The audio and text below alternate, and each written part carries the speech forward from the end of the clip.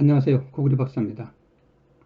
자, 오늘은 금쪽 같은 녀석기에 항문이 아파서 앉을 수 없는 아이가 등장했습니다.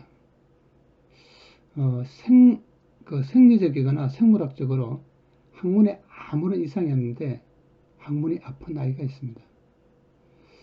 자, 먼저 이런 아이가 이제 일어나는 여러 가지 사건을 한번 살펴보겠습니다. 할머니에게 인사를 대충 하는 모습에 어, 엄마는 굉장히 화를 냅니다. 그래서 뭐 굉장히 화를 내고 하여간 엄마는 굉장히 민감한 사람이에요. 여러분, 민감하다는 말은 무슨 뜻입니까? 남의 시선에 뭔가 걸리는 게 많다는 뜻이에요. 민감한 것은 좋은데 두 가지예요. 그것이 지나치게 표현된다든가 또 뭐냐면 통제할 수 없다든가, 또 세 번째로 뭐냐면은 그 미안함, 그 어떤 예민함이 삶을 불편하게 할 수도 있어요. 지금 만약에 지금 엄마와 딸 관계니까 있잖아요. 딸이 엄마한테 종속적이고 엄마가 지배적이지만, 만약에 이 엄마가 직장 생활을 한다든지 다른 생활을 했을 때는 전혀 다른 현상이 이제 벌어질 거예요. 그래서 결국 여기서는 엄마와 자식 관계가 주종 관계예요. 그래서 굉장히 폭력적이고 공격적인 언행을 하게 되는 것이죠. 모든 것이 자기 머리 기준에 의해서 결정되는 거예요. 그러니까 이 엄마는 자기는 굉장히 논리적이라고 생각하지만, 물론 논리적이죠. 예. 자기는 자기 기준에 따라서 논리적이지만은 이 사회라든지 다른 관점에서 보면 굉장히 비논리적인 사람이죠. 예, 그렇게 이제 볼 수 있습니다. 애하고 굉장히 뭐 책도 읽고 뭐 이렇게 하다가도 또 뭐냐 변화가 일어납니다. 어, 변화가 일어난 거죠. 아빠는 그 딸과 엄마의 사이에 크게 개입하지 못하는 것 같아요. 크게 못하는, 애가 이 전체에서도 나오는 걸 보면은 별로 아빠의 역할은 없어요. 예. 근데 이제 애가 엄마하고 갈등이 일어날 때 아빠를 찾는 걸 보면은, 어, 그나마 엄마보다는 아빠가 아이에게 잘 해주는 것 같습니다. 어쨌든 그 엄마는 굉장히 폭력적인 사람이기 때문에 이런 경우에는 애를 고치려고 하지 말고 엄마를 고쳐야 돼요. 예. 그래서 엄마가 가지고 있는 문제점이 해결되면 아이는 자연스럽게 해결되는 거죠. 엄마는 이제 이렇게 말하죠. 애가 항문이 아프다고 하는 순간 모든 걸 다 들어준다고 그래요. 그러니까 이건 어떻게 보면은 항문은 어, 어떻게 보면 아킬레스건이죠. 여기서 아킬레스건이라는 것은 엄마가 함부로 다룰 수 없는 어떤 위력을 가진 어떤 힘이다, 이렇게 볼 수 있습니다. 자, 할머니 인사 사건 이후에 이제 둘이 이제 머리를 빗어준다고 합니다. 여러분, 애가 엄마 내가 머리 빗어줄까 왜 그랬을까요? 엄마하고 화해하기 위해서, 엄마와 관계를 개선하기 위해서 애가 취하는 모습이죠. 그러니까 여기서 머리 빗어준다는 것은 두 가지 의미가 있어요. 하나는 어머니를 위해서 하나 같이 놀이를 하는 것이고, 아니면 또 하나는 뭐냐면 사랑의 표현이죠. 그죠? 머리를 빗는다는 행위 자체가. 그러면 결국은 이것은 머리 빗는 걸 받아들여야 돼요, 엄마가. 이걸 이제 우리는 놀이를 여기서 엄마와 함께 미용실 놀이를 하고 싶어라고 이야기를 하지만은 실제는 엄마와 내가 교감을 하는 거예요. 근데 이제 엄마는 이렇게 말하죠. 아, 빨리 내놔, 엄마 더워. 이제 머리핀을 뽑고 머리를 빗으려고 하니까 이제 화가 나기 시작하는 거예요. 그러니까 엄마가 자기를 통제하지 못하는 거예요. 자기 스스로 통제하지 못하고 굉장히 충동적이고 직접적이고 공격적인 그런 사람인 거죠. 그래서 문제가 발생하는 거예요, 사실은.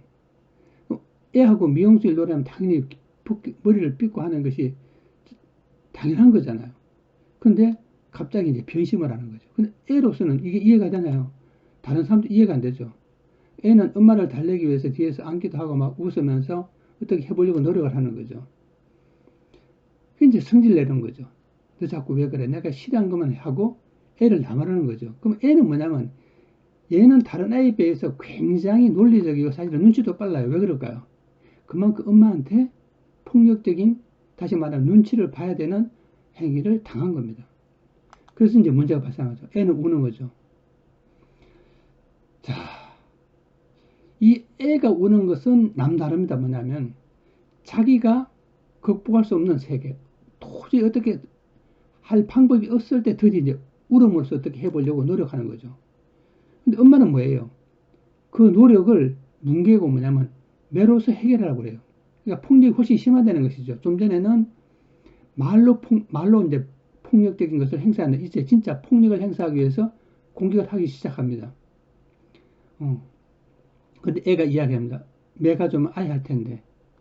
여러분, 이 아이는 굉장히 예민한 애예요. 그 다음에 인간의 감성이라든지 이런 걸 잘 꿰뚫어 보고 있는 거예요. 그래서 여기서 아이 할 텐데라는 것은 뭐냐면 두 가지 의미를 담고 있습니다. 하나는 내가 아플 것이고, 또 하나는 뭐냐면 이렇게 말을 돌립니다. 엄마 마음이 아플 텐데 나를 때리면, 이렇게 말합니다.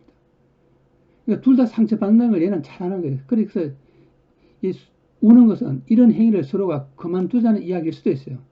엄마는 끝까지 몽둥이를 가지고 애를 협박하죠. 애를 찾으러 가서 때리려고 하고. 그죠? 무서워시라고 애는 발버둥을 칩니다. 같이 몽둥이를 잡고 늘어지죠. 이거는 뭐냐면 옛날에도 이런 일이 계속 반복됐을 가능성이 많아요. 그러니까 엄마는 굉장히 폭력적인 사람이기 때문에 문제가 되는 거예요. 그리고 이런 관계는 끊임없이 반복됐다는 것을 알 수 있습니다. 그 애가 먼저 알겠어요 하고 이제 사죄를 하죠. 그러니까 늘 애가 지는 거예요. 너 그거 나쁜 거야. 그러니까 뭐가 나쁘다는 거죠? 그러니까 그 자기의 행위 중심으로 모든 걸 판단하는 거예요. 애는 뭐 당연히 뭐예요? 여러분, 애가 왜 화를 내죠? 규칙은 누가 어겼어요? 엄마가 어긴 거예요.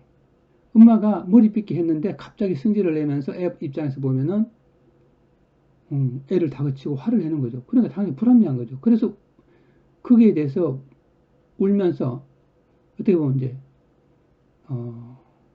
발작을 한 것이죠. 근데 이 발작은 굉장히 뭐예요? 이제 얘가 속에 억울했으니까 화를 내서 울잖아요. 슬퍼서 우는 게 아니에요. 분노해서 우는 거예요. 분노해서 우는 분노 발작에 해당된다고 볼 수 있어요. 근데 그것을 몽둥이로서 해결하려고 그러죠. 그 다음에 또 뭐냐, 애가 우는 것을 듣지 않아요. 엄마는 귀를 틀어봐요. 단절시키는 거죠. 그러면 애는 뭐예요? 더 답답하죠. 애는 울음을 통해서 자기 의사를 전달하는데 엄마는 귀를 막고 말하는 거예요. 그러니까 엄마가 귀를 막고 이제 하니까 어디에 시선이 이동합니다. 아빠 보고 싶어.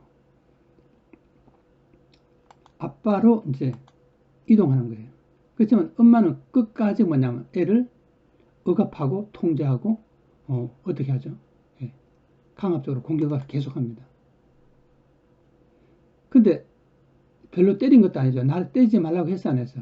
결국은 이 사람은 어떤 이제까지 일어난 어떤 논리적이고 어떤 감성적인 것을 다루지 않고 뭐냐면 서로의 잘잘못을 따지고 있는 거예요.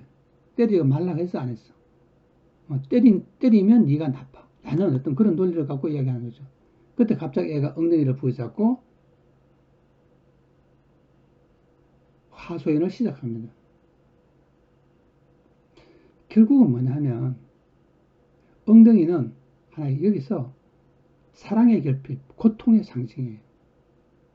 그 다음에 어떻게 보면 모든 논리적인 것을 뛰어넘는 어떤 사랑의 아킬레스건, 싸움의 아킬레스건, 어떤 그런 의미죠.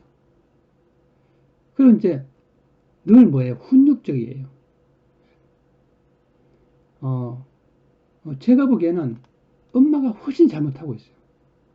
근데 엄마는 이렇게 말하죠. 못된 행동이라고. 갈수록 못돼진다고 하면서 엄마가 나쁘다고 이야기를 하고 있어요. 그래서 애가 이렇게 말하죠. 엄마 이제 그만해요. 여러분 이제 몸부림을 치는 거죠. 엄마 이제 그만해요.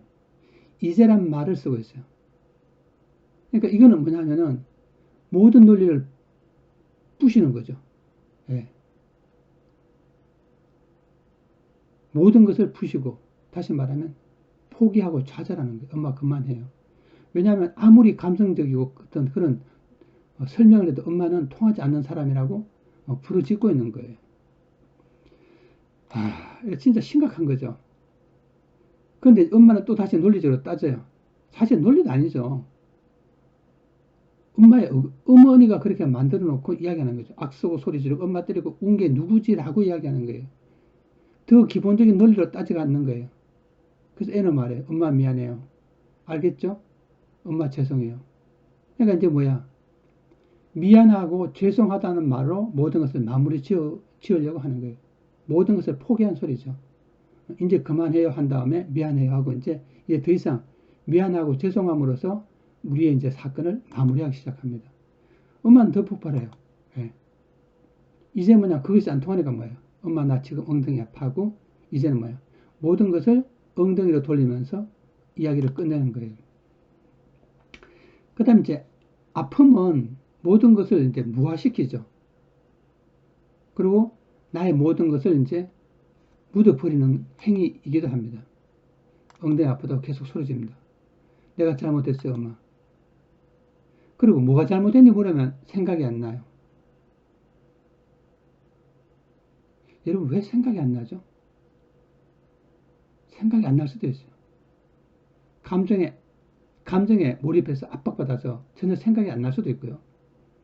또 뭐냐면 생각하기 싫을 수도 있죠. 그건 같은 거예요, 본질적으로. 생각 안 나는 거나 생각 못 하는 거나 생각하기 싫은 건 다 같은 거예요.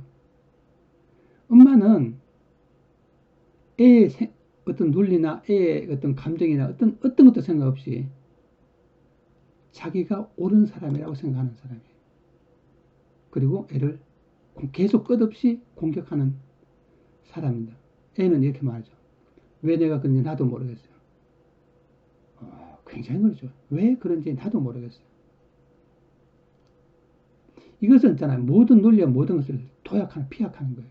뛰어넘죠. 도약하죠.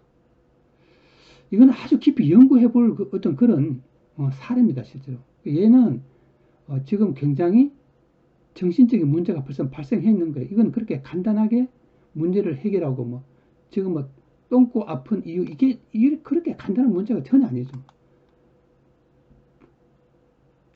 이 정말 나쁘다 너 못돼서 하고 계속 말하지만 애는 어떻게 할까요? 보통 심각한 문제가 아니죠. 예. 여러분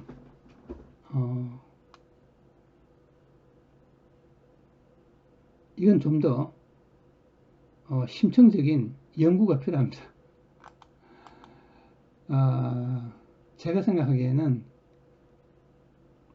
보통 문제가 아니에요. 예, 좀 더 장기간의 분석이 필요하고요.